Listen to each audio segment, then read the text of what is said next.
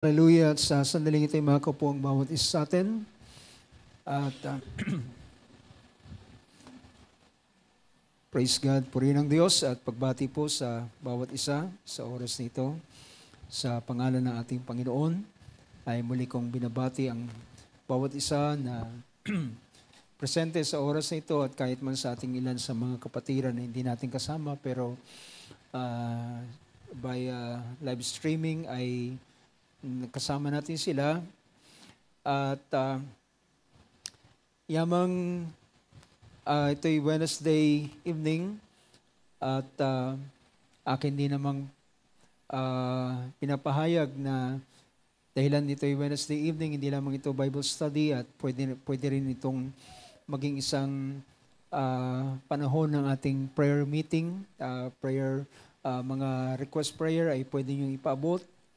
At actually, si Berliobi ay merong request prayer pero minarapat ko na mamaya natin sama-samang dalhin ang mga prayer request at pagkatapos ng pangalan ng mga salita natin, Panginoon.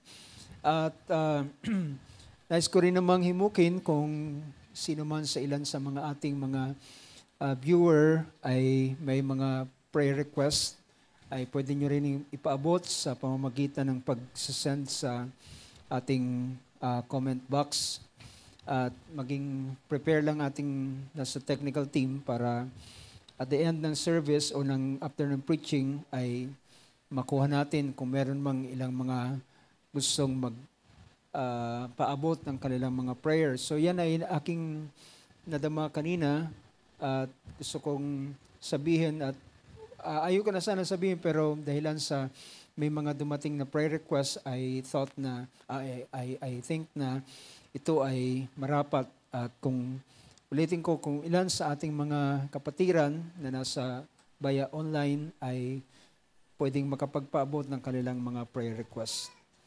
So, sa oras na ito ay dudulog tayo sa mga salita ng ating Panginoon. At kung magagawa nating buksan ang ating teksto na ating gagamitin, ito'y hango sa aklat ng 1 John chapter 5, verse 1 to verse 5. At mamaya ay pupunta tayo sa isang verse.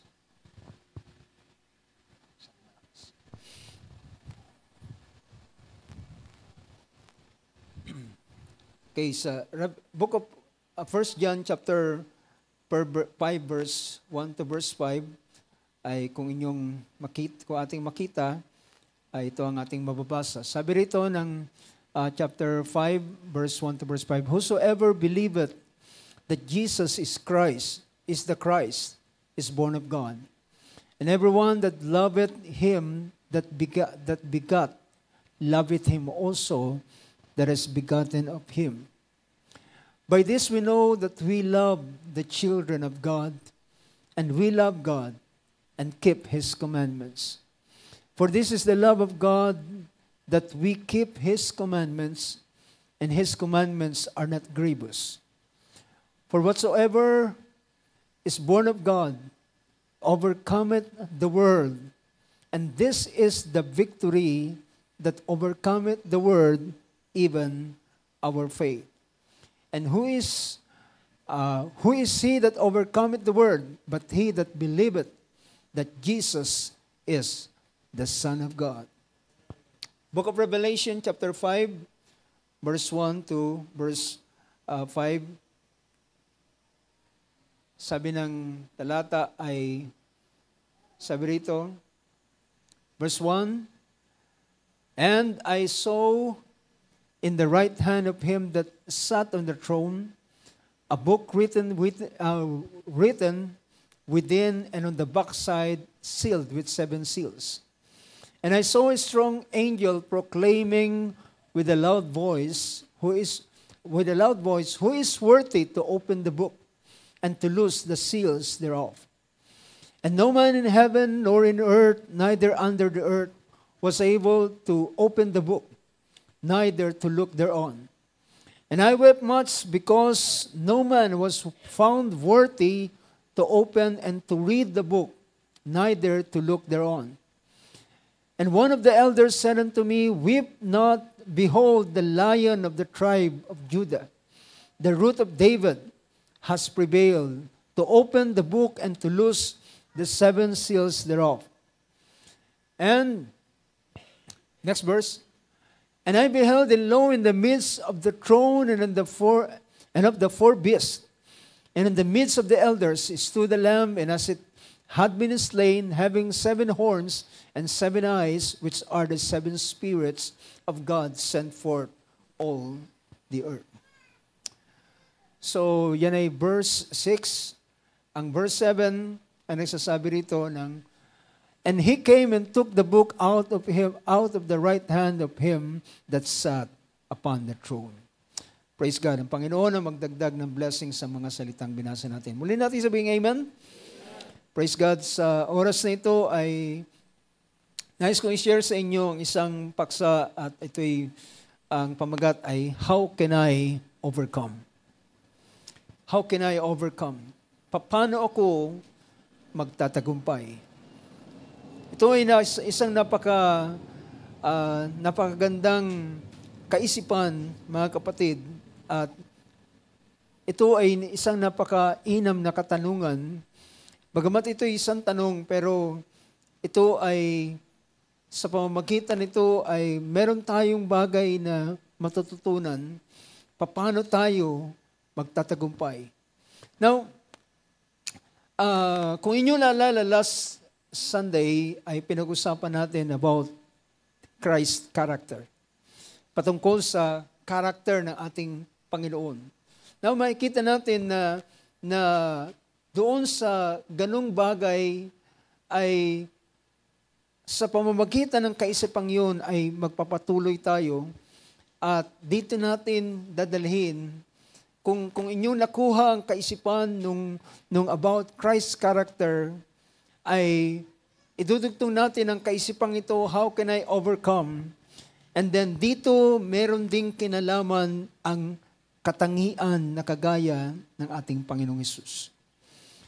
Christ's character ay isang bagay dahilan dito sa verse na ito na ating binasa ay pinakita rito ang nang si Juan ay makita niya ang pangitain doon sa Isle of Patmos. Habang siya ay naroon ay nakita niya ang isang pangitain dahil sabi ng Panginoon sa kanya, lahat ng iyong makikita ay iyong isulat. At iyong isulat at iyong padala sa 7 iglesia na may tinukoy ng ating Panginoon sa Asia Minor. So, nang si Juan ay nakatingin at nakita niya, in chapter 4 ay nakita niya ang isang bukas na pintuan sa sangkalangitan at siya ay pinaakyat. At nang siya ay umakyat ay nagpasimula niyang nakita ang mga bagay na mangyayari sa hinaharap, sabi ng Panginoon, mga bagay na mangyayari sa hinaharap. At sa isa sa kanyang pangitain ay nakita niya ang isang luklukan na may nakaupo roon at yung nakaupo sa luklukan ay may hawak ng scroll na merong 7 seals. So hindi ko bibigyan ng pansin the scroll with 7 seals, kundi matapos siyang makita ang pangitain ito na may nakaupo sa luklukan at may hawak na scroll with the 7 seals, ay merong isang anghel na sumigaw. At nagtanong, sabi niya, sino ang karapat-dapat na kumuha ng aklat na merong 7 tatak doon sa kamay na nakaupo sa luklukan? At habang dahilan ito ay tanong ng isang malakas na anghel at para kay John ay merong impression ito para sa kanya. Alam niyo, kapag ikaw ay nasa pangitain, for example na lang, kapag ikaw ay nananaginip, di ba? Kapag ikaw ay nananaginip, ay kung ano yung senaryo doon sa iyong panaginip ay ramdam mo kung ano yung talagang nangyayari doon sa habang ikaw ay nasa panaginip. So, ang panaginip ay isang maliit na bahagi na kagaya ng pangitain. So, tinawag ito ng Biblia na night vision, ang panaginip. Pero ang pangitain, habang ikaw ay dadalhin ng Panginoon kung itutulot ng Diyos na ikaw ay dalhin sa pangitain, habang ikaw ay nasa pangitain, ay ramdam mo, nadarama mo kung ano yung senaryo, kung ano yung atmosphere na nangyayari sa panahong yun. Kaya't ganoon ang nararamdaman ni John habang siya ay naroon sa ganong klaseng pangitain. Habang nagtatanong yung malakas na anghel, sino ang karapat-dapat na kumuha ng aklat na merong 7 tatak na nakaupo sa luklukan, ay ang impression yun sa kanya ay kinakailangan na merong kumuha ng aklat. At kung walang kukuha ng aklat, alam niya na merong bagay na hindi magandang mangyayari. At ang impression nito sa kanya, yung aklat na yun ay kinaroroonan ng mga taong tinubos o mga taong na ang kanilang pangalan ay naroon sa aklat at kinakailangan merong kumuha ng aklat para tubusin yung naroon na nakasulat ang kanilang pangalan. So, at nung nakita niya na walang karapat-dapat, wala sa langit, wala sa lupa, wala sa ilalim ng lupa, wala sa saan mang dako, si John ay umiyak at nagpasimulang na naghoy, hindi lamang siya lumuluha, siya'y tumataghoy, umiiyak dahilan alam niya, doon naramdaman niya na kapag walang kukuha ng aklat, na naintindihan niya na buong creation ng Diyos ay mapapahamak. It is the whole creation will be lost. Kaya nang siya ay, nang makita niya at siya'y umiiyak at dahilan walang karapat-dapat. Ngunit doon sa isang verse, sa verse 5, ay pinakita ron, and one of the elders said to me, weep not, sabi niya, huwag kang umiyak, sapagkat ang leon, tingnan natin yung verse na yun, Revelation 5 verse 5, and one of the elders said to me, weep not, behold, the Lion of the tribe of Judah has prevailed. The Lion of the tribe of Judah, the root of David, has prevailed to open the book and to loose the 7 seals thereof. Sabi ng anghel sa kanya, merong isang malakas na anghel na sumisigaw, sino ang karapat-dapat? Pero meron din namang isa sa mga matanda na nagsalita, huwag kang umiyak sapagkat ang leon sa tribo ng Huda at ang ugat ni David ay nagtagumpay at siya ay may karapatan na kumuha ng aklat at kunin at alisin ang mga tatak nito. Then ang announcement ng isang elder ay sabi niya, a lion, the Lion of the tribe of Judah. So, ang leon, sabi rito, ang leon sa tribo ng Huda ay nagtagumpay. So, what he's looking, at nang si Juan ay naghanap, ang hinahanap niya ay ang leon na nagtagumpay. Ang hinahanap niya ay leon. At ngunit, habang siya'y tumitingin, mga kapatid, ay wala siyang nakitang leon. Dahil ang sabi nito, ang leon sa tribo ng Huda ay nagtagumpay. Pero pagdating ng sumunod na verse, sa verse 6 sabi ron, and I beheld, and lo in the midst of the throne. Sa wikang Tagalog, tingnan natin.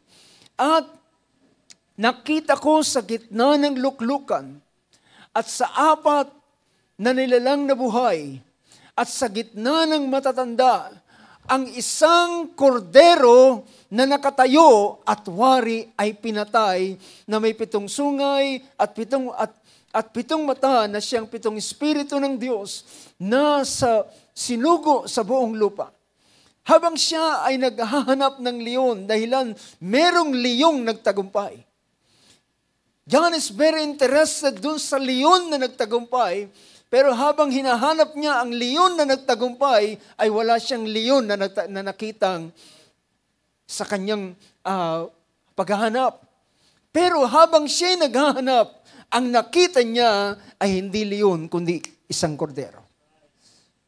At mga kapatid, alam niyo ba, ang tinutukoy dito ay ang ating Panginoong Hesukristo.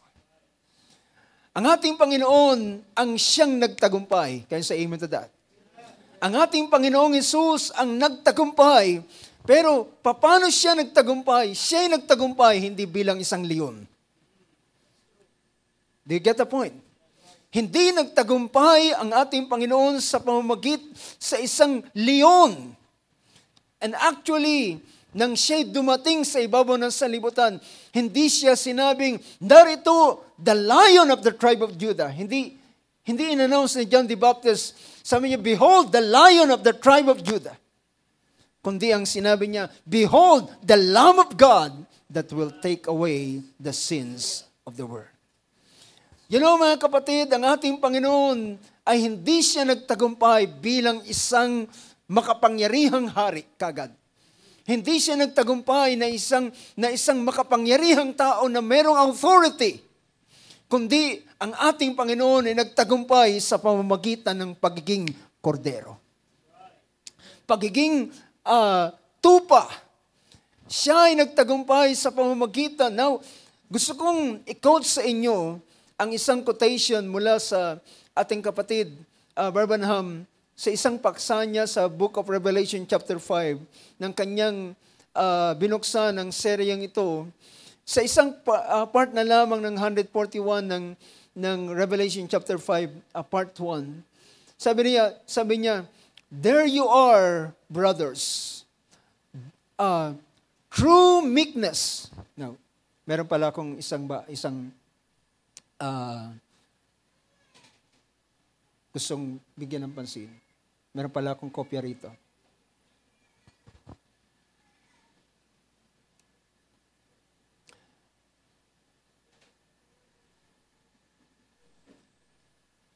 So sabi riyan, there you are, brothers, true meekness, true sweetness, through the Holy Spirit that we conquer. Kung babalikan natin yung unang part na sinabi ng ating kapatid, sabi niya, remember, he had seen him up to this time. Why? He was setting orders, seated on a throne in there, God's throne. He was on the inside of the sanctuary. He hadn't seen him on this time. So John was expecting to see a lion come forth. But he saw a lamb. So ang hinahanap ni John nang i-announce ng isa sa mga elder, sabi niya, huwag kang umiyak dahilan ang leon sa tribo ng Huda ay nagtagumpay. So ibig sabihin, very interested si John doon sa leon na nagtagumpay and is looking for a lion. Naghanap siya ng leon. But habang siya ay naghanap, so John was expecting to see a lion come forth, but he saw a lamb. And there you are, brothers. At dito sinabi ng ating kapatid, sabi niya, true meekness and true sweetness through the Holy Spirit that we conquer.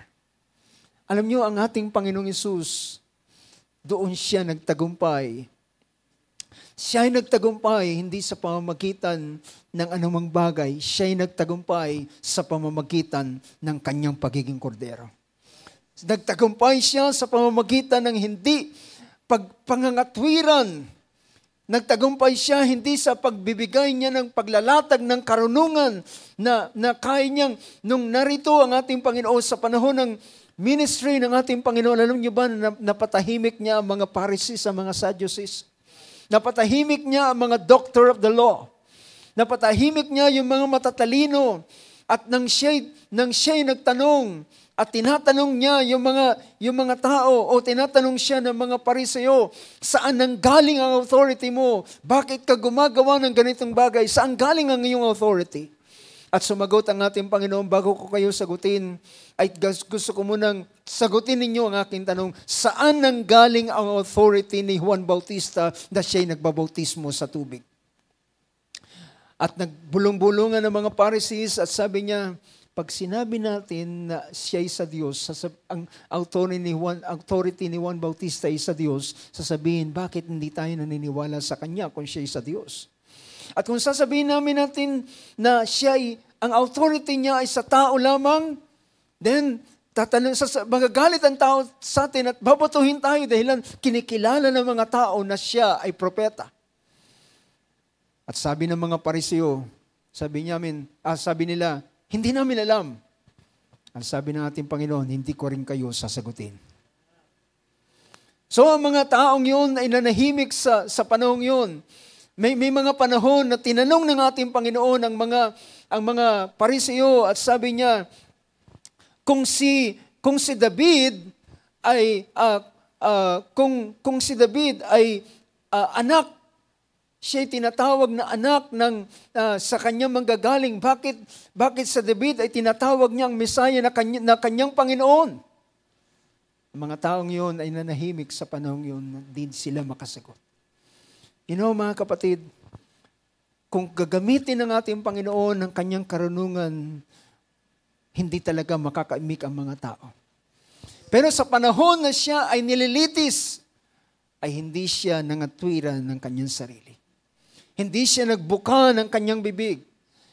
I-display niya ang kalalagayan ng isang kordero, ang kalalagayan ng isang tupa, at doon siya nagtagumpay. Doon siya naging mananagumpay ng kanyang i-display. See, kaya ang sabi ng ating kapatid dito, sabi niya, there you are, brothers, true meekness and true sweetness through the Holy Spirit that we can conquer. We conquer not some great, mighty, intellectual giant, but he that can humble himself. So, minsan natatakot tayong tumingin o humarap sa ilang mga bagay dahilan alam natin wala tayong anuman. Pero mga kapatid, sabi rito, hindi sa pamamagitan ng dakilang makapangyarihang mga karunungan, ngunit kundi sila na nagbababa, kayang ibaba ang kanilang sarili. Sila na kayang ibaba ang kanilang sarili. And is the man who conquers. And the man who can be kicked around and still be a servant of Christ. That's the conqueror.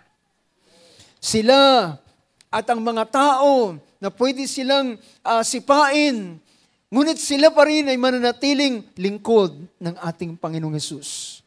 Ay sila ang mga nagtatagumpay. So makikita natin sa ganitong bagay ng statement ng ating kapatid, paano niya ipinakita. Ito ang idea ng tinatawag na pagtatagumpay. At dito, ang ating Panginoong Hesus, when He displayed this kind of character, dito siya nakilala na lalong walang kasalanan. Nang hindi siya umimik sa tanong ni Pilato, nang hindi siya kumibo nang tinanong siya ni Herodes, nang hindi siya nagtanggol ng kanyang sarili nang nasa harapan siya ni Pilato, ay the more na habang siya ay naroon, ay the more ang mga taong ito ay nagsabing ang lalaking ito ay walang kasalanan. Ang taong ito ay walang kasalanan. So mga kapatid, Jesus Christ display the character of a lamb. Ang karakter ng isang kordero. Gaya ng video na ating nakita na ito ay kalalagayan ng isang, ang korderong yan ay hindi man lamang umimik at anuman ang bagay na gawin sa kanya. So, nakita natin mga kapatid, ang pananagumpay pala, ang pagtatagumpay natin ay hindi sa anumang bagay na ating paraan, kundi sa pamamagitan ng ating pagpapakumbaba ng ating sarili. Ang pagbababa ng ating sarili ay isang bagay na napakahalaga. Mamaya makikita natin yan sa banal na kasulatan na gaano kahalaga ito sa harapan ng Diyos. Gaano ang isang tao nagiging mahalaga sa harapan ng Diyos kapag siya ay nagbababa ng kanyang sarili. Kung ang ating Panginoon sa binaklat ng Philippians chapter 2 verse 5, kung ating titingnan ng verse na yan, ay pinakita roon ang pangungusap na yan na sabi roon, let this mind be in you which was also in Christ Jesus. Bayaan ang ganitong kaisipan ay mapasa inyo kagaya ng nakay Kristo Jesus din naman.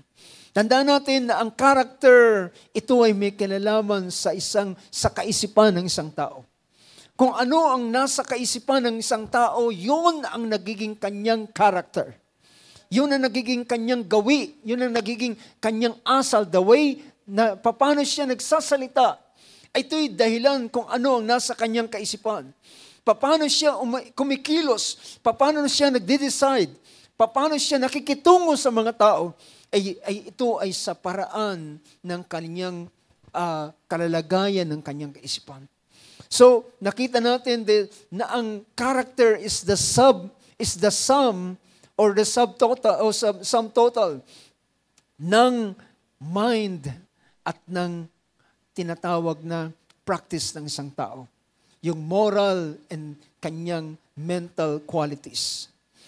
Now, tingnan natin yung isa pang bahagi. So, nakita na natin ang bagay nito. Ang sumunod na pangungusap na kinuha natin sa 1 John chapter 5 ay pinakita roon sa verse 1, ang bawat isa na naniniwala o sumasampalataya sa ating Panginoon. Ang sino mang sumasampalataya na si Jesus ay siyang Kristo ay ipinanganak ng Diyos. At ang ipinanganak ng Diyos, sabi rito, at ang bawat umiibig doon sa nanganak, see? So ang idea, mga kapatid, ng mga anak ng Diyos, sila ay ipinanganak. So, in the sense na ang kapanganakan na ating nalaman, ang kapanganakan ay kapanganakan ng isang mananampalataya, ipinanganak siya ng Diyos in a way nang siya ay kumilala sa Panginoon sa pamamagitan ng pananampalataya, pagsisisi at bautismo sa pangalan ng ating Panginoon, at ang pagdating ng Espiritu Santo sa Kanya ay ang isang paraan ng kapanganakan. At sino man ang sumasampalataya na si Jesus ay siyang Kristo, ay pinanganak ng Diyos. At ang bawat umiibig sa nanganak sa Diyos, ang tinutukoy dito, ay umiibig din naman sa ipinanganak ang mga mananampalataya. So pinapakita rito na ang mga ipinanganak ng Diyos ay umiibig sa Diyos at umiibig sa kanyang kapwa na mga kapatid sa pananampalataya. That's the point na pinapakita rito. Both him that begat and them that is begotten ay kapwa iniibig ng mga ipinanganak. Sabi ng verse 2, sabi niya, dito'y ating nakikilala na tayo nagsisiibig sa mga anak ng Diyos. Do we believe that? Dito natin nakikilala na tayo'y ang patunay na ikaw ay umiibig sa mga anak ng Diyos ay kapag ikaw ay umiibig sa Diyos at sinusunod ang kanyang mga utos. So ang pag-ibig, sabi niya, ang patunay na ikaw ay may ibig sa mga anak ng Diyos ay ang pag-ibig mo sa Diyos at ang pag-ibig at ang pagtupad mo sa kanyang mga kautusan. At mababasa natin yan mamaya kung ano yung tinatawag na kautusan ng ating Panginoon. For, sabi rito, next verse, sapagkat ito ang pag-ibig ng Diyos, pag-ibig sa Diyos, na ating tuparin ang kanyang mga utos. Ang tunay na umiibig sa Diyos, mga kapatid, ay hindi lamang nagsasabing mahal ko ang Diyos. Ang tunay na umiibig sa Diyos ay hindi yung niyayakap yung Biblia at inilalagay sa kanyang tabi at inuuna no na pamang bagay riyan, ang tunay na umiibig sa Diyos ay gumagawa ng kanyang salita. Ang tumutupad ng kanyang mga salita. Ang kanyang, sapagkat ito ang pag-ibig sa Diyos, na ating tuparin ang kanyang mga utos. So gaano man ang isang tao magsabing umiibig sa Diyos kung hindi niya gagawin ang sinasabi ng Diyos, walang kwenta ang kanyang sinasabing pag-ibig niya sa Diyos. Hindi totoo ang tinatawag niyang pag-ibig sa Diyos. Ang pag-ibig sa Diyos ay pag-ibig sa kanyang salita at pagtupad ng kanyang mga salita. Yun yung tinatawag na proof ng pag-ibig sa Diyos.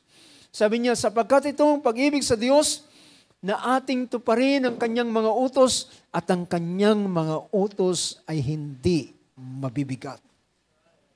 Ang kanyang utos ay hindi mabigat.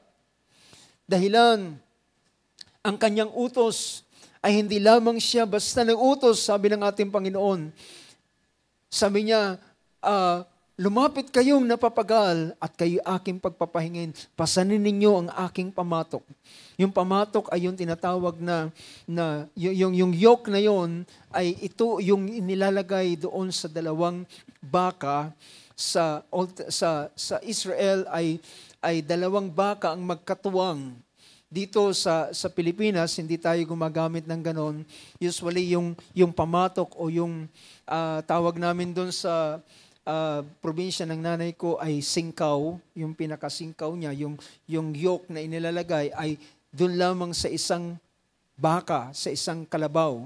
Pero yung yoke sa Israel ay mahaba yon at dalawa ang kasya doon sa pamatok. Kaya ang sabi ng Panginoon, take my yoke. So yung yoke na yon ay kung illustrate natin, yun ay mahaba at ito ay pangdalawahan, ikaw at ang Panginoon. Upang ang iyong mga bagay na gagawin ay hindi ikaw ang hihilan sa iyong sariling lakas, kundi meron kang katulong. Dalawa kayo.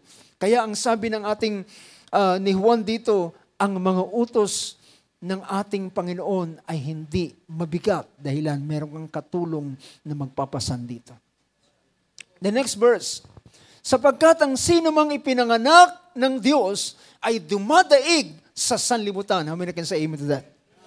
Ang sino man na ipinanganak ng Diyos, ang ipinanganak ng Diyos is definitely and merong katiyakan na sila ay magdadaig o dadaigin nila ang sanlibutan. Dadaigin nila ang sanlibutan dahilan, ito ang dahilan kung bakit ang ating Panginoon ay naparito. It's no use, walang kabuluhan kung ang isang tao na ay sinabing nakilala niya ang Panginoon and still naroon pa rin siya sa kasalanan.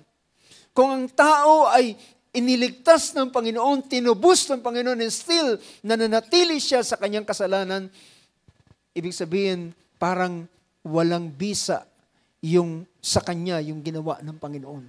Pero ang buong katotohanan, ang bawat isa na tinubos ng Panginoon ay aalisin niya sa kasalanan. At hindi sila mananatili sa kasalanan, aalisin siya ng Panginoon sa kasalanan.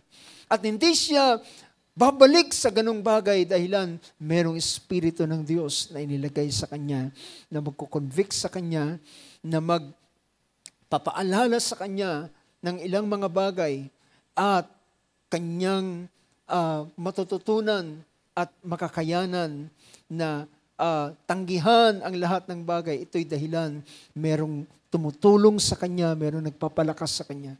Dahilan kay Kristo na nagpapalakas sa kanya. Kaya sabi rito, ang sino mang ipinanganak ng Diyos ay dumadaig sa sanlibutan. At ito ang pagtatagumpay na dumadaig sa sanlibutan. At pinakita niya na merong ito ang pagtatagumpay na dumadaig sa sanlibutan sa makatwid ay ang ating pananampalataya. You know mga kapatid, minsan iniisip natin yung pananampalataya is just ay napakasimpleng bagay. Pero hindi nyo alam kung ano ang gagawin ng pananampalatayang ito. Hindi natin alam kung ano ang gagawin ng pananampalataya. Pero pinakita rito ng ating pagtatagumpay. Ang ating pagtatagumpay ay sa pamamagitan ng pananampalataya. Pinakita roon ng verse na yan, sabi niya, sapagkat ang ipinanganak ng Diyos ay nagdumadaig sa sanlibutan at itong pagtatagumpay na dumadaig sa sanlibutan sa makatwid ay ang ating pananampalataya. Now, tingnan natin mga kapatid ang gawa ng pananampalatayang ito. Ang pananampalataya ang siyang dadaig sa sanlibutan. Pag sinabing sanlibutan, mga kapatid, ang tinutukoy dito ay ang impluwensya ng sanlibutan at lahat ng bagay ng mga kamunduhan at kasama ng mga gawa ng kaaway at ilang pang mga bagay, lahat ng yan ay magtatagumpay ang isang mananampalataya na tinubos ng ating Panginoon. Now, tingnan natin, let's describe natin ang tinatawag na pananampalataya at gaano ito kabisa at anong ginagawa nito sa buhay ng isang mananampalataya. Ang aklat ng Hebrews chapter 11 ay mababasa natin ang ganitong bagay. Sabi rito, now faith is the substance of things hoped for, the evidence of things not seen. The next verse, pinakita ron, by it, sa pamamagitan ng, yung it na yan ay ang tinutukoy niya, yung faith na sinabi ng verse 1. Sa pamamagitan, by it, the elders obtained a good report. So, ang tinutukoy na elders na yan, at kung anyong babasahin ang whole chapter ng book of Hebrews chapter 11, ay in-enumerate niya ng lahat ng mga tinatawag na heroes of faith. Ang mga bayani ng pananampalataya. Paano sila kinilala ng mga bayani paano sila nagkaroon ng mga mabuting patotoo? It's because of faith. Paano sila nagtagumpay? It's because of faith. Paano sila nakitaan ng ganitong bagay? Nang ilan, kapag babalikan tanaw natin ang mga lingkod ng Diyos sa Old Testament, ay makikita natin yung mga katangian, yung mga pagtatagumpay nila at tayo humahanga sa kanila. Mga kapatid, hindi ito sila, it's the faith. Diba? Hindi ito sa ganang kanilang sarili, it's the faith that is in them. Paano ang isang lalaki na katulad ni Abraham ay nagpasimulang sinabi niya na siya ay sumunod, na hindi niya alam kung saan siya pupunta. Siya ay sumunod ng sinabi ng Panginoon, umalis ka sa iyong mga mahal sa buhay, umalis ka sa iyong mga kamag-anakan, pumunta ka sa isang lugar na aking pagdadalhan sa iyo. At doon ay ikaw ay aking pagpapalain at ikaw ay gagawin kong malaking bansa at ikaw ay gagawin kong pagpapala. Ang ginawa ni Abraham is just obey.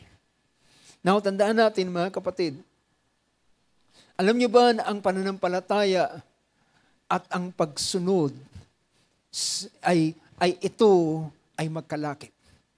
Hindi mo pwedeng paghiwalayin na ang tao ay sinasabing sumasampalataya at hindi sumusunod. Ito ay pagpapakita ng kanyang na yung pananampalataya na naroon sa kanya ay isang buhay na pananampalataya. Dahilan yung pananampalataya na naroon sa kanya ay hindi siya passive kundi isang active. Isang active na gumagawa sa kanya. Now, bago ko puntahan pa ang isang bagay na yung verse 3, sabi ng verse 3. Ang verse 3 ay sabi riyan, through faith we understand. Alam niyo ba na ang pananampalataya na iyong tinanggap, dahilan ng pananampalataya ay ito ay isang kaloob ng Diyos, isang kaloob na galing sa Diyos. At ang pananampalatayang ito ay isang bagay na magdadala sa iyo ng pagkaunawa. By faith, we understand. Through faith, we understand. Bakit ang isang tao ay nakakaunawa? It's because of the gift of faith. Dahilan ng pananampalataya na inilagay sa Kanya. Ang pananampalataya na inilagay sa Kanya, sa pamamagitan nito, hindi ito, ang understanding na meron tayo is not because ay tayo nakapag-aral. It's not because na tayo ay mataas ang ating IQ. Well, ang pagkaunawa natin sa mga spiritual na bagay ay dahilan sa pananampalataya na ibinigay sa atin. Ang pananampalataya yan, through faith, we understand. Through faith, sa pamamagitan ng pananampalataya, tayo ay nakakaunawa. We understand that the world were framed by the Word of God, so that things which are seen are not made of things which do appear. So, merong dalawang bagay na makikita tayo sa gawa ng pananampalataya. Ito ang nagdadala sa iyo ng pagkaunawa at ito ang tumutulak sa iyo, nagbubunsod sa iyo para ikaw ay humakbang. Dahilan, ang dalawang bagay na ito, ang pagkaunawa, kapag iyong naintindihan ang isang bagay sa pamamagitan ng pananampalataya, then ikaw ay mag-step forward. Ikaw ay hahakbang dahilan sa iyong naintindihan. So dahilan sa ito ay gawa ng pananampalataya. First, you will understand, and then after you understand, then you will make a step. Ikaw ay hahakbang.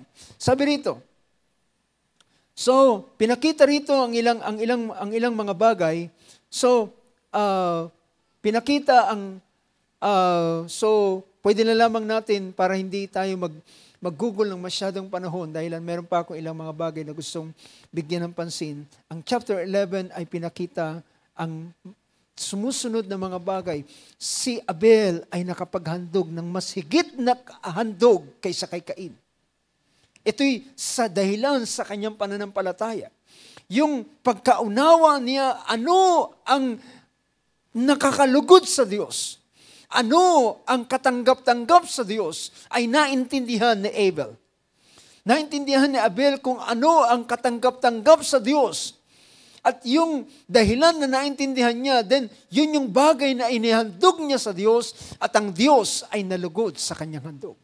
Dahilan naintindihan niya kung ano ang nararapat para sa Diyos. Si Enoch ay lumakad na kasama ng Panginoon at sa isa pang bahagi rito ay pinakita rito ng verse 6, kung walang pananampalataya ay imposible ang tao ay maging kalugod-lugod sa harapan ng Diyos. Without faith, kung wala ang pananampalatayang yan,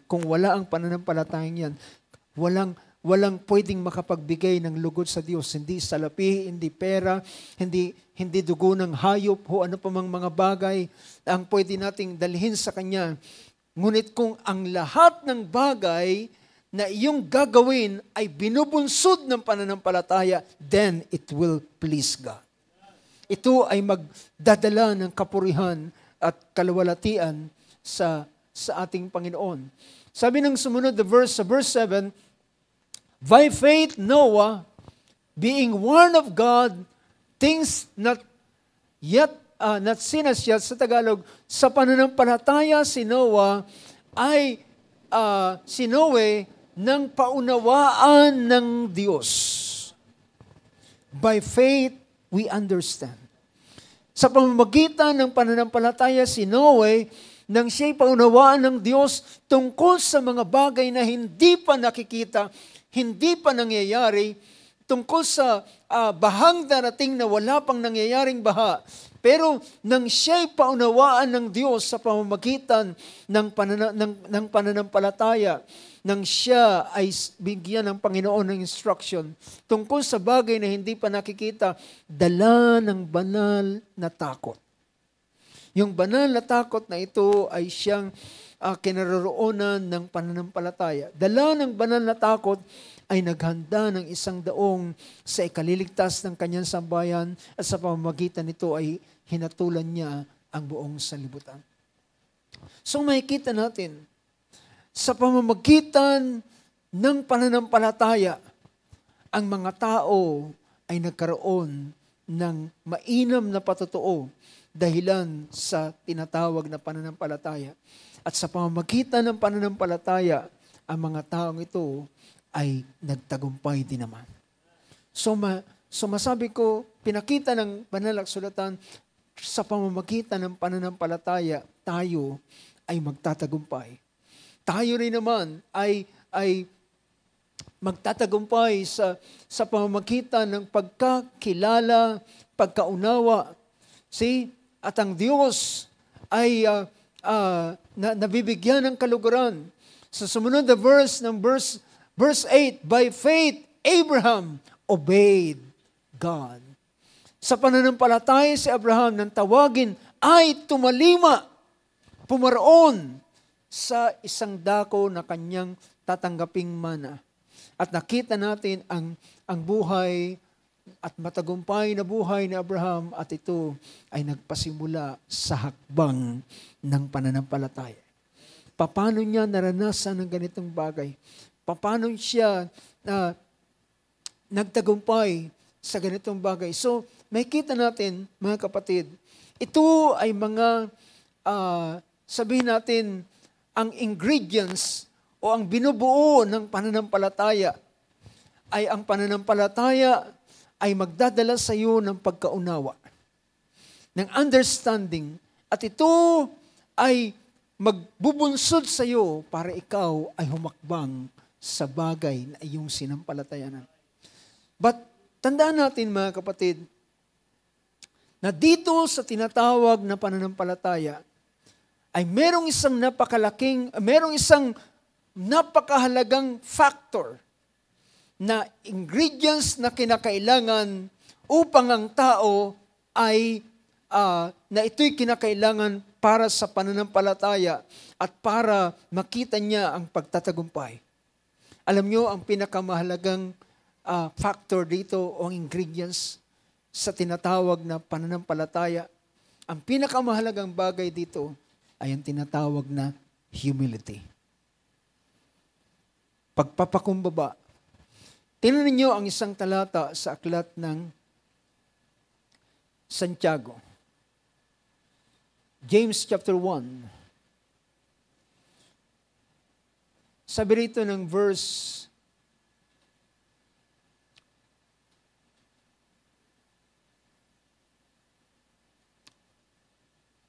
17.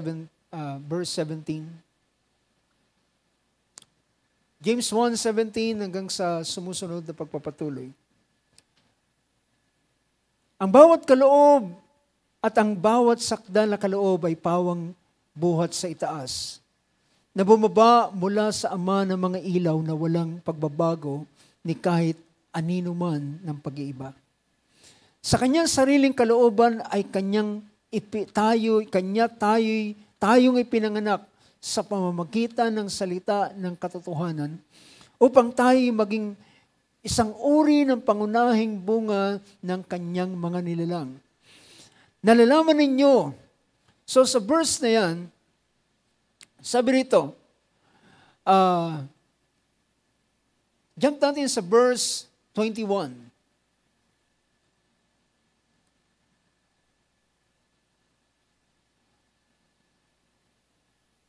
Sabi sa verse 21, kaya't ihiwalay ninyo ang lahat ng karumihan at ang pag-apaw ng kasamaan at tanggapin ninyo na may kaamuan ang salitang itinanim na makapagliligtas ng inyong mga kaluluwa. Sa wikang Ingles ay pinakita ron, therefore lay aside all filthiness, lahat ng karumihan. Isang tabi ang lahat ng karumihan ang lahat ng pag-apaw ng kasamaan, and receive with meekness.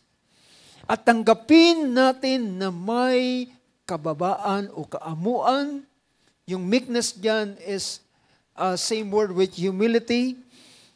Tanggapin natin ang salita ng Diyos na may kaamuan, may pagpapakumbaba na siyang magkapagliligtas ng ating kaluluwa.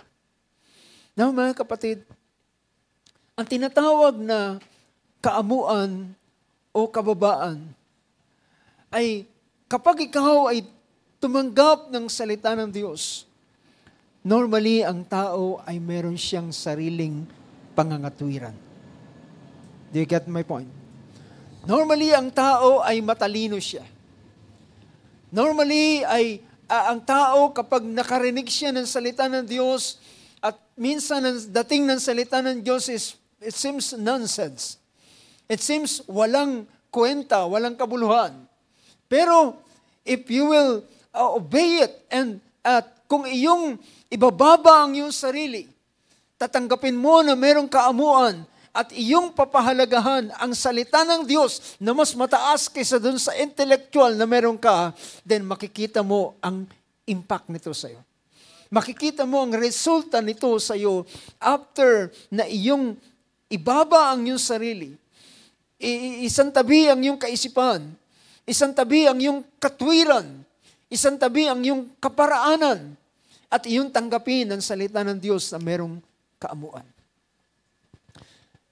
Last time ay in-example ko ang pangyayari sa buhay ni Apostol Pedro.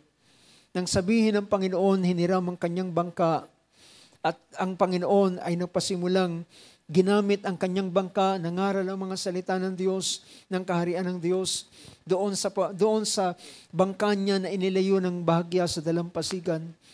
At ginamit niya, at pagkatapos noon, is nang sinuli niya kay Peter, sabi niya, in my own way of speaking, bilang ganti ko sa iyo, gusto kong pumunta ka sa dagat, sa laot, ihulog mo ang iyong lambat, at mangisda ka. At sabi ni Pedro, Panginoon, magdamag ako nangisda, magdamag ako latag ng lambat, wala ako nahuli kahit isa. See, it seems para kay Peter, it's nonsense. Walang kabuluhan, walang kwenta yung sinasabi niya. Tanghaling tapat, mangingisda ka. Tanghaling tapat, maghuhulog ka ng labat. Imposibleng mangyari yun sa kaisipan ng isang mangingisda, walang nangingisda ng ganun ng tanghaling tapat. Usually, nangingisda sila sa panahon ng gabi. Gumagamit pa nga sila ng ilaw para i-attract yung mga isda. At sa panahon ng araw, lahat ng isda naka-scatter dyan. It seems it's nonsense. Pero ang ginawa ni Pedro, sabi niya, at thy word, gagawin ko pa rin dahil ang sinabi mo. Pero laking gulat niya ng kanyang gawin yun. At yun ay nakatala sa Luke chapter 5. At nang kamakuhan niya ang napakaraming isda, sabi niya, Panginoon, lumayo ka sa akin, ako isang makasalanan. Ibig sabihin, tiningnan niya ng salita ng Diyos ay walang kwenta. Pero nang kanyang sundin ito, nakita niya yung value. Nakita niya yung kahalagahan. And the most important thing is, nakita niya ang resulta. So, hindi mo makikita ang resulta ng salita ng Diyos kung hindi ka magpapakumbaba. At kapag nagpasimula kang magpakumbaba sa salita ng Diyos at kilalanin at i-honor mo ang salita ng Diyos na mas mataas kaysa sa iyong intellectual, then you will see the result. Makikita mo paano ka ililigtas ng Panginoon in all aspect of your life. Sa lahat ng aspeto ng iyong buhay. Kung isantabi mo ang iyong kaisipan at ilang pang mga bagay, well, maraming bagay tayong pwedeng maranasan, mga kapatid, sa pag-akay ng Panginoon. At kung ating kikilalanin ang salita ng Diyos na mas mataas, at ikaw ay ibababa mo ang iyong sarili, at i-apply mo ang pananampalataya, then ikaw ay magtatagumpay sa ilang mga bagay. Now, makita natin, gusto kong puntahan natin is about may kinalaman sa humility. Dahilan ng pinag-uusapan natin dito, how can I overcome? Paano ako magtatagumpay? At ang pagtatagumpay na ito, kagaya ng ginawa ng ating Panginoon, hindi siya nagtagumpay dahilan sa kanyang karunungan. Nagtagumpay siya sa pamamagitan ng pagiging kordero. Nagtagumpay siya sa pamamagitan ng pagsunod sa sinabi ng Diyos Ama patungkol sa bagay na kanyang dapat gawin. Now, mga kapatid, about humility. Alam niyo ba ang humility? Ang humility ay isang bagay na napakainam. Kung aking babasahin ang description about humility, ito ay napakaganda dahilan humility is the honest recognition of our own worth. Our worth as God sees us. Ibig sabihin, kapag ang isang tao ay nagpakumbaba, ang taong nagpapakumbaba, sila ang merong mas mataas na value sa harapan ng Diyos.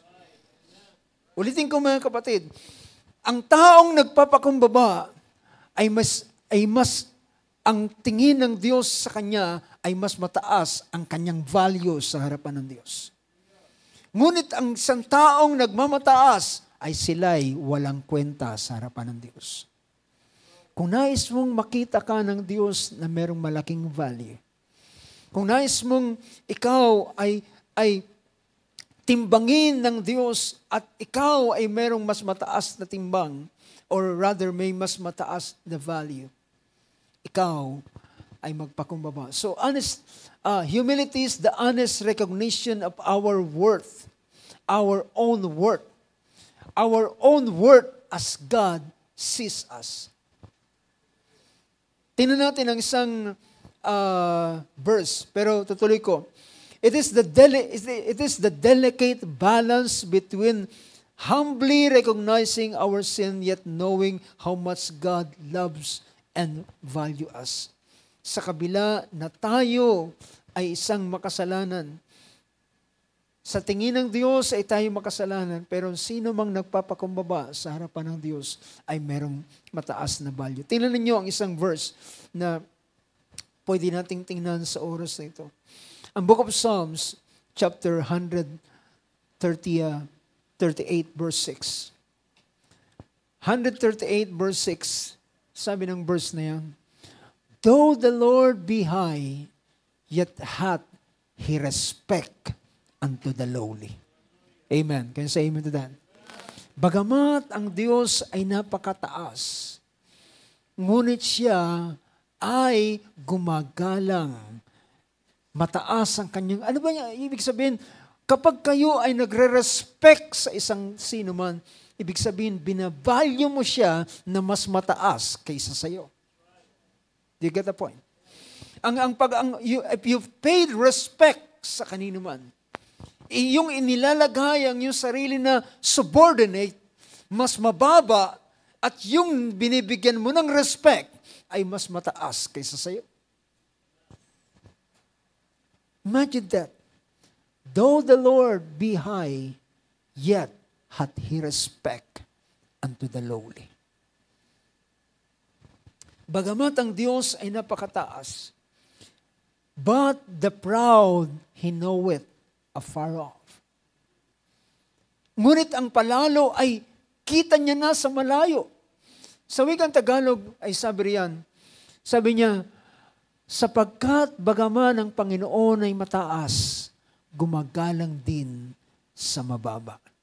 Ngunit ang hambog, ang palalo, ay malayo pa lang ay nakikilala niya na sa malayo. Ay merong isang verse na nagsabi, God resists the proud. Yung salitang resist, mga kapatid, kung meron kayong mga relo na water resistant, ibig sabihin, yung tubig ay hindi nakakapasok sa kanya. So, ibig sabihin, ang isang proud ay hindi pwedeng hindi makapasok sa presensya ng Diyos. Hindi siya makapasok sa presensya ng Diyos. Malayo pa lamang ay i-avoid na siya ng Diyos. Imagine sa Book of Luke, chapter 18, kung hindi magkamali, ay ang ating Panginoon ay nagbigay ng isang talinghaga. Ang talinghaga niya ay ang parable is about dalawang taong lumapit sa Panginoon. Ang isa'y Pariseo, ang isa'y publikano. Yung Pariseo ay mga taong kinikilala na sila ay self-righteous. Samantalang ang mga publikano ay mga tax collector at kilala ang mga tax collector na mga sinner. Ang ganun ang kategory nila. Ngunit ang Pariseo ay nakataas ang kanyang kamay at lumapit sa Panginoon. Sabi niya, Panginoon, nagbibigay ako ng 10 bahagi, nag-aalay ako, gumagawa ka ng mabuti, ginagawa ko lahat ng mga bagay na ito, nag-aayuno ko ng ilang beses sa isang linggo, hindi ako katulad ng mga taong likong yan. Ngunit merong isang makasalanan na nakayuko, na dinadagukan ng kanyang dibdib, at sabi niya, Panginoon, mahabag ka sa akin na isang makasalanan.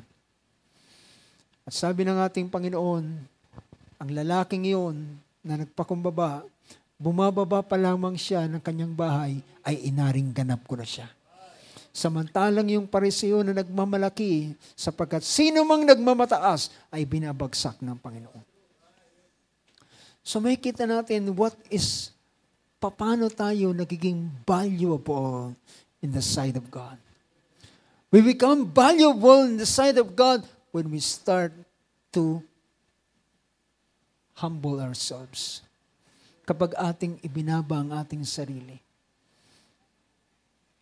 You know, mga kapatid, habang ang tao ay tingin niya sa kanyang sarili ay napaka-valuable, sa ganung bagay, lalo siya ay hindi i-respect ng Diyos.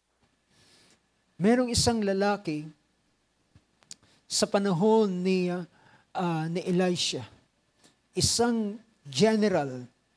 At ang general na ito ay magaling na general, marami siyang labanan na ipinanalo. At siya ay kilalang general ng Assyria. Ng Syria, kung hindi magkamali. At siya ay, ngunit ang problema rito, siya ay isang meketong. At nang siya ay lumapit, meron silang naging mga nakuhang mga Israelita, at isang Israelita, isang bata ay nagsabi, magaling kang general, at ngunit ikaw ay isang ketongin. Bakit hindi ka magpupunta doon sa isang propeta, merong propeta sa Israel, at ikaw ay gagaling sa iyong karamdaman.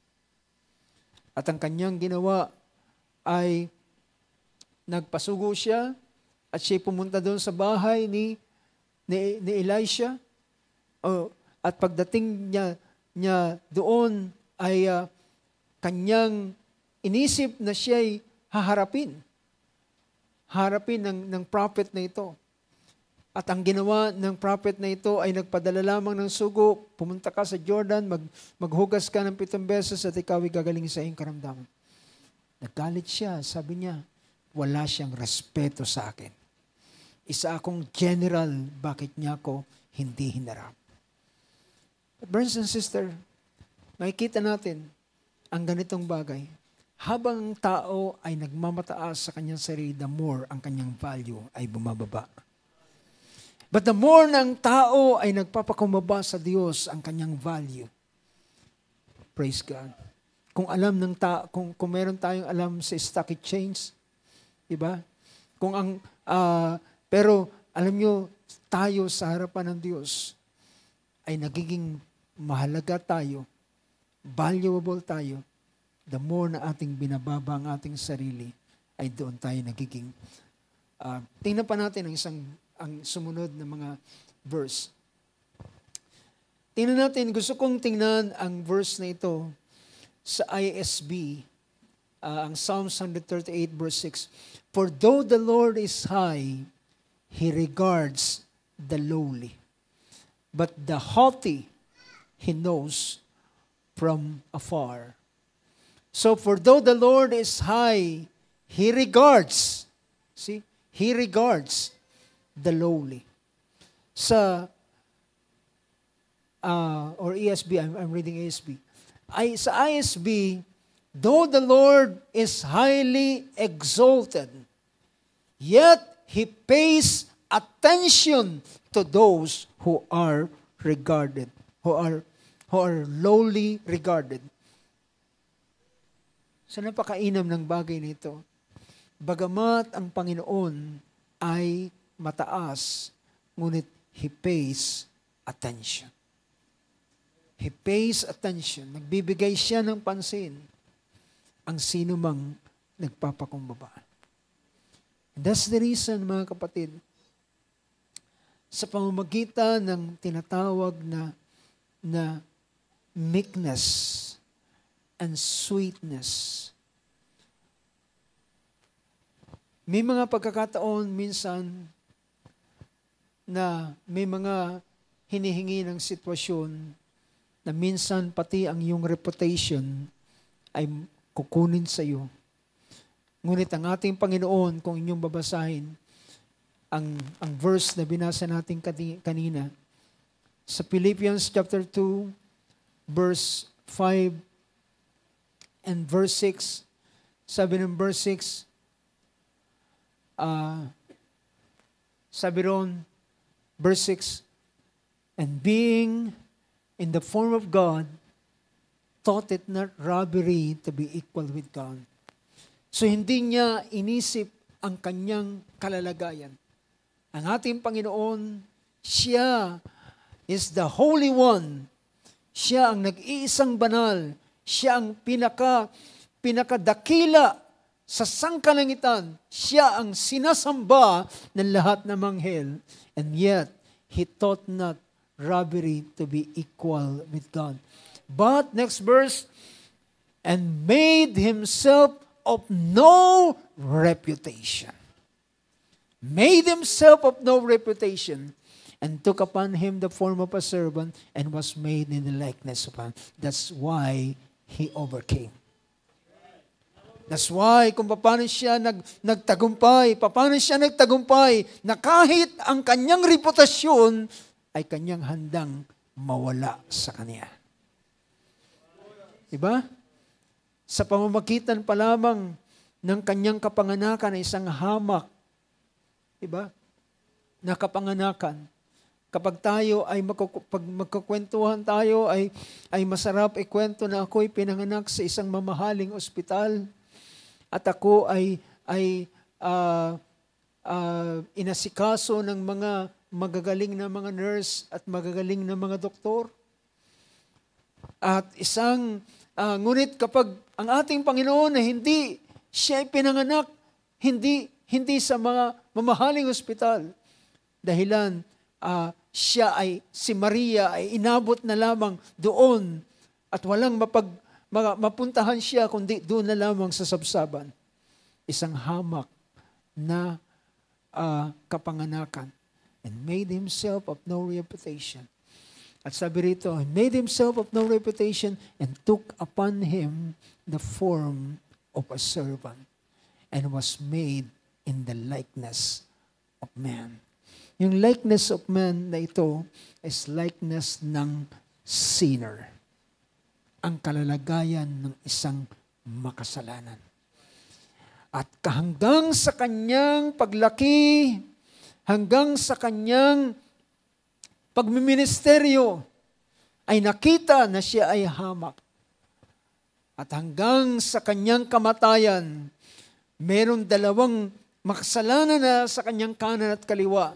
At in-identify siya, ibig sabihin, kapag kasama siya ng makasalanan, siya mismo, siya man ay isang makasalanan. He was identified with the sinners. He is despised and rejected of man. But brothers and sisters, ang sumunod na pangusap ito. Next verse, verse 8. And being found in fashion as a man, He humbled Himself and became obedient. Tandaan natin mga kapatid, ang pananampalataya na magiging daan ng iyong pagtatagumpay, ang isang malaking factor dito at mahalaga dito is your humility. At ang iyong pagpapakumbaba ay magiging daan ng iyong pagsunod. Humbled Himself and became obedient unto death, even the death of the cross. And after that, sabi ng next verse, wherefore God has highly exalted Him and given Him a name which is above every name. Praise God. Pagkatapos niyang ibaba ang kanyang sarili sa napakababang kalalagayan, itinaas naman siya ng Diyos ng napakataas at binigyan siya ng pinakamataas na pangalan. The next verse sabi roon, ang mataas na pangalan sa kanya, that at the name of Jesus, every knee should bow of things in heaven and things in earth and things under the earth. Next verse, and that every tongue should confess that Jesus is Christ, is Lord, to the glory of God the Father. How did Jesus overcome? Hindi sa anumang bagay, siya'y nagtagumpay because of His lamb character. Because of His meekness. He made Himself of no reputation. Na kahit man kung kinakailang alisin yung kanyang reputasyon, handa niyang alisin ang kanyang reputasyon para lamang sundin niya, hallelujah, ang kalooban ng Diyos Ama. At sa ganitong paraan ay kanyang ipaglingkod at maging obedient, hallelujah, para sa kalooban ng Diyos Ama. Purihin ang pangalan ng ating Panginoon, mga kapatid. Napaka pagbiyaya ng Diyos. Hindi ka magtatagumpay sa iyong sariling paraan. Pinakita ng banal na kasulatan paano tayo magtatagumpay. At ito ay sa pamamagitan ng pananampalataya. At nakita natin ngayon ang mga bagay na nagkukonsist ng pananampalataya. Ang pananampalataya ay binubuo ito ng meekness, humility, humbleness, at ng obedience. Praise God. Palakpakan natin ating Panginoon sa oras ito. Diyos ay mabuti sa bawat isa sa atin. So, sa oras na ito, nais ko kayong anyang tumayo at tayo magtatapos. And I hope ang mga salita ng Diyos ay nakatulong sa atin at maging gawin natin ito. And as we apply this sa buhay ng bawat isa, then merong isang tiyak na pagtatagumpay na ating maranasan. Merong tiyak na pagtatagumpay. Punta tayo sa awit. Awitin natin muli yung awit na sabing He is able, more than able. At tayo'y pupunta sa prayer, sa mga kahilingan kung meron man.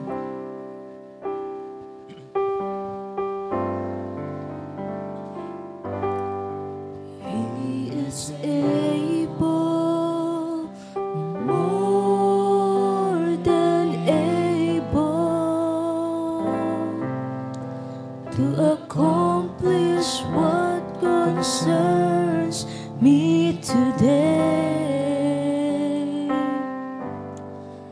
He is able, more than able, to handle anything that comes my way. He is able, more than able, to do much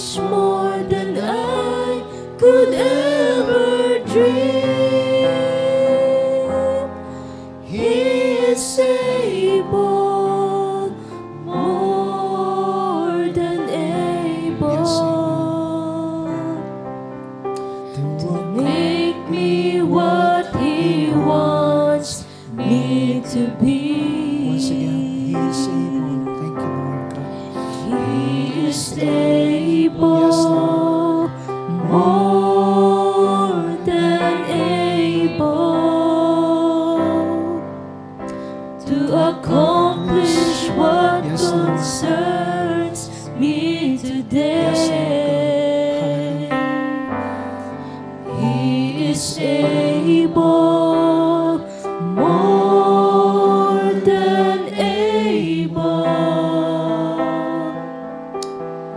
to handle anything that comes my way. He is able, more than able, to do much more than I could ever dream. He is able, more than able, to make me what He wants me to be. To make me what He wants me to be. Praise God. Thank you, Lord Jesus.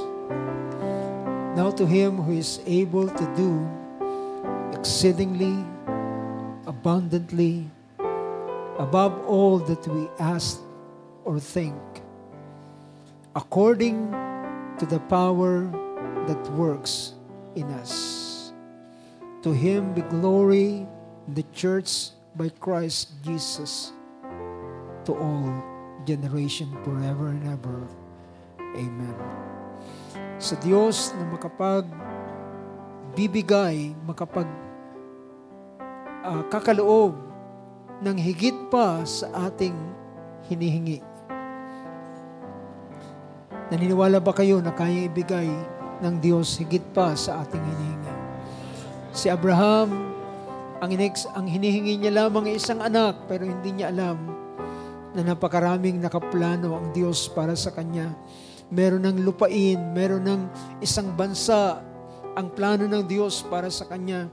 At ang plano ng Diyos sa kanya ay buong pagtatagumpay na kanyang maranasan.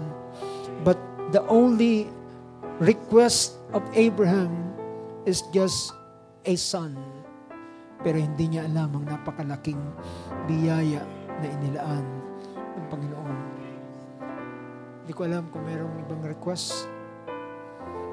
So, ngayon ay dudulog tayo sa prayer at para sa kahilingan, para sa ating kapatid Sister Lisa na kanyang naranasan ang pananakit ng kanyang bahagi ng kanyang spine at nahirapan siyang huminga at halos tagos daw sa abot sa kanyang dibdib ang kanyang sakit na naranasan. So sama natin ito sa prayer at ang ating kapatid Brother Josiah na patuloy na naglalakad ng kanyang visa ay atin din sama sa prayer.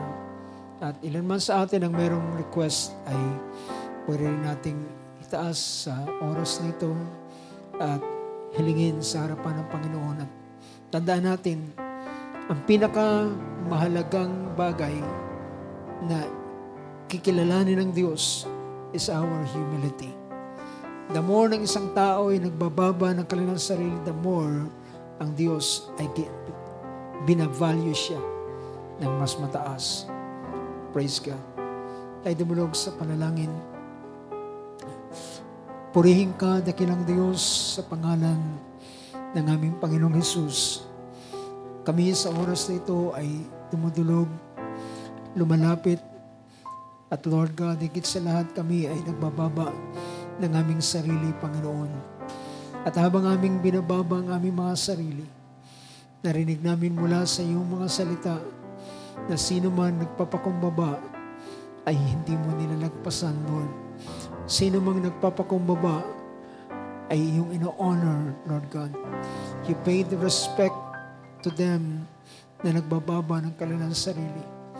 Ngunit Lord, sila na nagmamataas, sila na nagmamalaki, ay wala silang kwenta sa iyong harapan, Panginoon. Wala silang anumang value sa iyong harapan. At ang kanilang mga salita, Lord, ay kagaya lamang ng kagaya ng ipa, Panginoon, na ito ay walang laman, na kayang payirin ng hangin, Panginoon. Hallelujah, sa isang malakas na ihip. Ngunit Lord God, hallelujah, sila na nagpapakumbaba ay kagaya sila ng butil na malalaglag sa lupa na hindi kayang matangay ng hangin, Panginoon, sapagkat meron silang value, meron silang bigat sa loob nila. Sa oras na ito, Lord, una sa lahat, nagpapasalamat kami sa iyong mga salita na iyong pinagkaloob sa amin. Ang mga salita ng buhay, the principle of life, Lord, upang kami ay makalakad sa path of life na siyang tanging daan, O Diyos, na hindi walang sino man na makakalakad sa landas ng buhay kung hindi nila marinig ang salita ng buhay. Dahilan ng salita ng buhay ang magbibigay sa kanila ng understanding at knowledge, Lord, paano sila lalakad at masusumpungan ang landas ng buhay, Panginoong Diyos. Lord, sa oras na ito, maraming salamat, Lord, sa iyong mga salita. Nakita namin ang napakahalagang principle na iyong ipinakita kung paano ang aming Panginoong Jesus ay nagtagumpay. Kung paano ang Panginoong Jesus ay nagtagumpay. At kung kami ay susunod sa yapak na kanyang ginawa, ay natitiyak namin na kami man ay magtatagumpay, Panginoon. Kami man, O Lord God, ay we will overcome. And we can overcome, Lord. Hallelujah, dahilan aming susundin at lalakaran ang landas na iyong nilakaran, Panginoong Diyos. Lord, salamat sa mga salitang yan. At ina-appreciate namin ito at patuloy namin itong gagawin at i-apply sa buhay ng bawat isa amin. At habang ang pananampalataya, Lord, sa iyong mga salita at ang aming pagpapakumbaba upang sundin ang iyong mga salita, ay ito'y magiging daan, Lord, para sa bawat isa. Panginoon Diyos, maraming salamat. Nais namin ibalik sa iyo ang buong karangalan at pagpapasalamat sa mga mabiyaya mong salita sa bawat isa sa amin. Sampu, Lord, ng aming mga kahilingan na nais naming itaas sa iyo. Ang aming mga kahilingan, Lord, unay ang aming kapatid Sister Lisa na kasalukuyang nagsasuffer, Lord God. Nagdaranas siya ng pananakit ng kanyang spine at tagos at naramdaman niya ang pananakit din naman ng kanyang dibdib. Panginoon Diyos, sa oras na ito, salamat, Lord, sa lugar na yung binigay sa amin upang dito namin dalhin ang aming mga kahilingan. Dito namin ipagkatiwala sa iyo lahat ng bagay at higit sa lahat, dito mo kami kakatagpuin, Panginoon, ang aming mga pangangailangan. Dito mo kami tutugunin ang aming mga kahilingan sa iyo. Dito mo sasagutin ang aming mga katanungan, Panginoon. At dito mo, Lord God, ipoprovide sa amin ang mga bagay na aming pangangailangan spiritual, O Lord. Panginoon Diyos, maraming salamat, Lord. Hallelujah.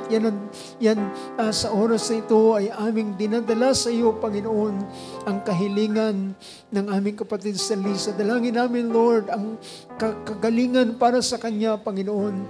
I-relieve mo siya sa pain na kanyang nararamdaman sa kanyang spine. At ang pain, Lord, na nararamdaman niya hanggang sa kanyang dibdib ay yung alisin, Panginoon. Ano man ang cause nito, ano man ang dahilan nito, Panginoon, ay yung alisin sa pangalan ng aming Panginoong Kristo Jesus. Lord, ano man ang mga nagiging sanhi sa oras nito, Panginoon, ay aming inuutusan sa pangalan ng Panginoong Jesus na ang anumang disorder, Lord, sa kanyang katawan ay iyong isaayos sa pangalan ng aming Panginoong Kristo Jesus. At bayan mo, Lord God, hallelujah, ilapat mo ang iyong kalakasan at kagalingan sa Kanya, Panginoon. At ma-relieve, O Lord God, ang kirot, ang pain na Kanyang nararamdaman. Hallelujah. At Kanyang makilala, Panginoon Diyos, na Ikaw ay humipo sa Kanya at nagbigay ng iyong biyaya ng kagalingan, Lord, sa sino man na lumalapit sa iyo, higit sa lahat sa kanila na nagbababa ng kanilang sarili. Sila nagtitiwala, hindi sa anumang bagay, hindi kami nagtitiwala, Lord. Salamat sa mga doktor na binigyan mo ng karunungan. Salamat sa mga hospital na provide upang doon namin dalhin ang mga may karamdaman. Ngunit higit sa lahat na aming pinagpapasalamat ay merong Diyos na pwede kaming lapitan. Hallelujah, na Ikaw ay gagawa, Panginoon, at ang kapurihan ay babalik namin sa iyo. Hindi namin i-recommend ang anumang bagay. Hindi namin i-recommend ang mga ospital o ano pa mga klase ng gamot, Lord, kundi aming i-recommend, Lord, ay ang iyong kapangyarihan na gumagawa, Panginoon, sa buhay ng bawat isa. O Lord Jesus, hallelujah, ina-apply namin sa oras nito ang latay ng aming Panginoong Jesus.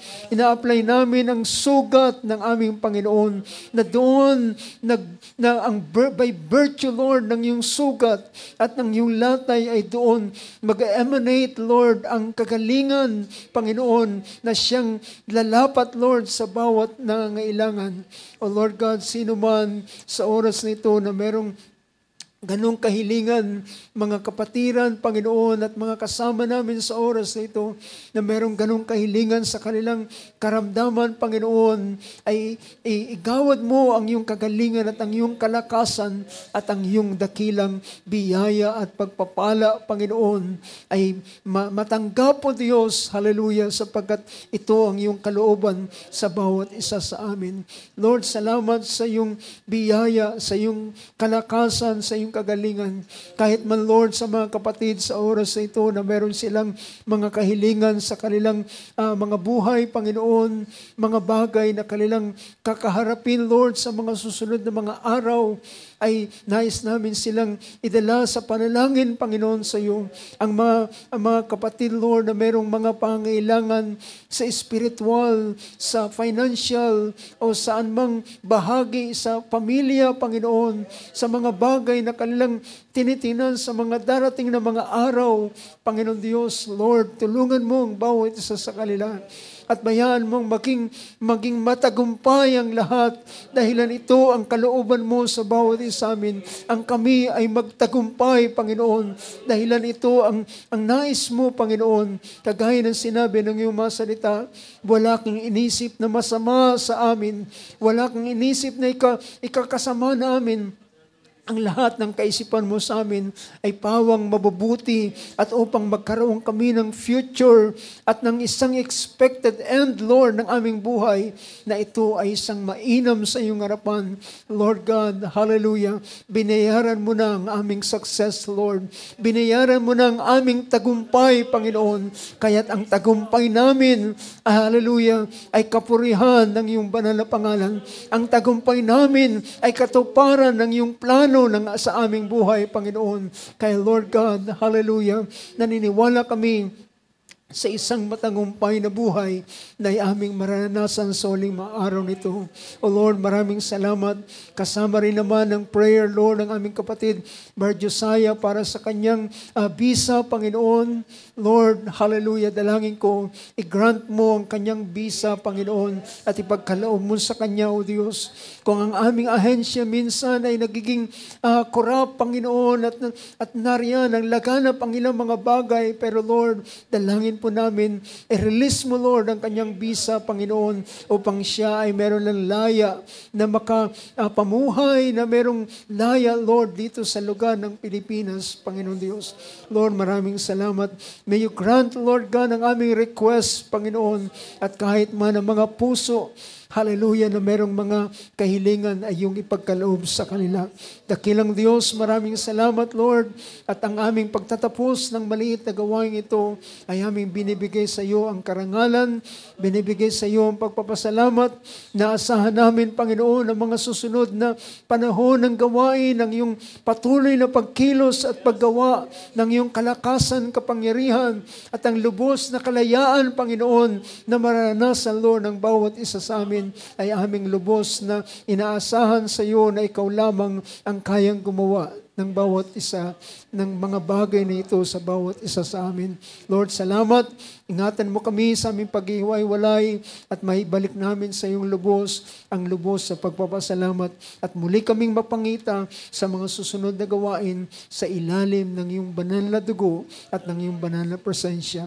To God be all the honor, the thanks, and praise. Hallelujah. In the mighty name of our Lord and Savior, our Lord Jesus Christ. Amen and amen. Everybody say amen. Shall we say praise?